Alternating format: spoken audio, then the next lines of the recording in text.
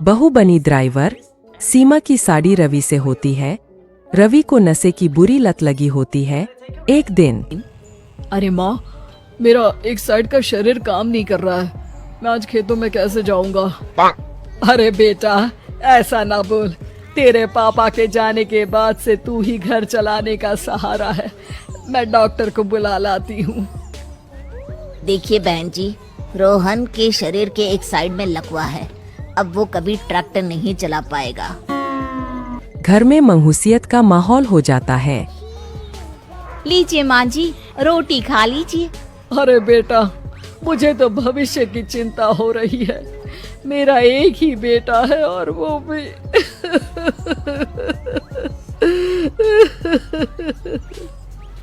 माँ जी, आप चिंता न करें।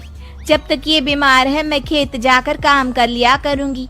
वैसे भी नशे के कारण इनका शरीर काफी कमजोर हो गया है। अगले दिन सीमा खेत में जाकर काम कर शाम को घर लौटती है। ये ले बेटा, पानी पी ले। कैसा रहा काम का पहला दिन? माँ जी, काम तो ठीक है, लेकिन मैं अगर ट्रैक्टर चलाना सीख लूँ ना तो काम और भी आसान हो जाएगा।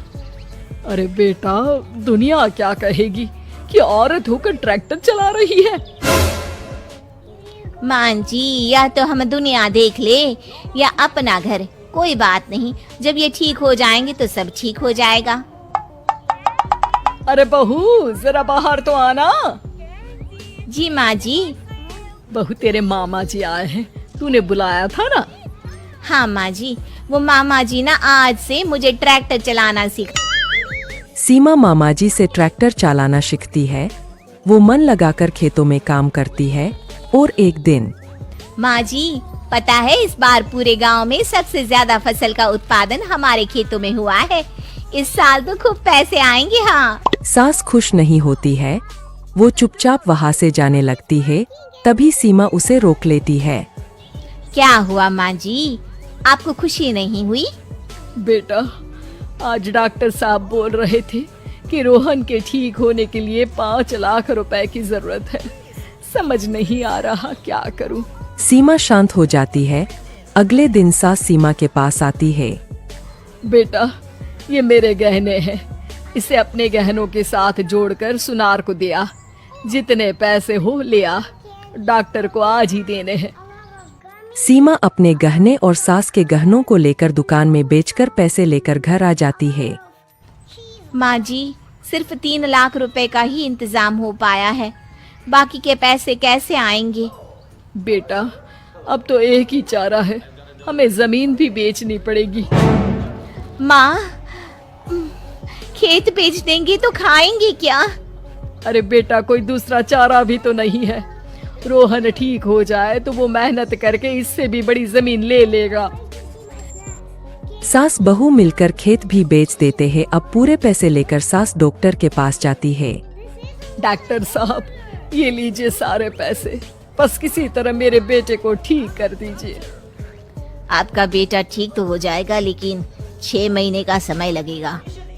सास बहू सोच में पड़ जाते हैं कि अब तो कोई जारिया भी नहीं रहा जहाँ से उन लोगों की कमाई हो।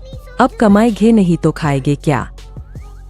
माँ जी, मेरे माता पिता ने लड़की होने के कारण मुझे ज्यादा पढ़ाया लिखाया नहीं, लेकिन ट्रैक्टर चलाना सीखकर मैं कुछ काम करने के लायक तो हो ही गई हूँ। अरे बेटा, ट्रैक्टर अब कहाँ चलाएगी? खेत तो बिक गए हैं। माँ जी, मैं किसी और के खेतों में दिहाड़ी में काम कर लूंगी। कुछ तो पैसे आएंगे ही ना। कहकर सीमा काम करना स्टार्ट कर देती है। जैसे तैसे उन पैसों से गुजारा चल ही रहा था। माँ जी, पास के अस्पताल से मुझे नौकरी के लिए ऑफर आया है। पैसे भी ये 4 गुना ज्यादा मिलेंगे और अब खाने पीने दवाई के साथ हम कुछ पैसे भविष्य के लिए भी जोड़ पाएंगे। लेकिन काम क्या है बहू?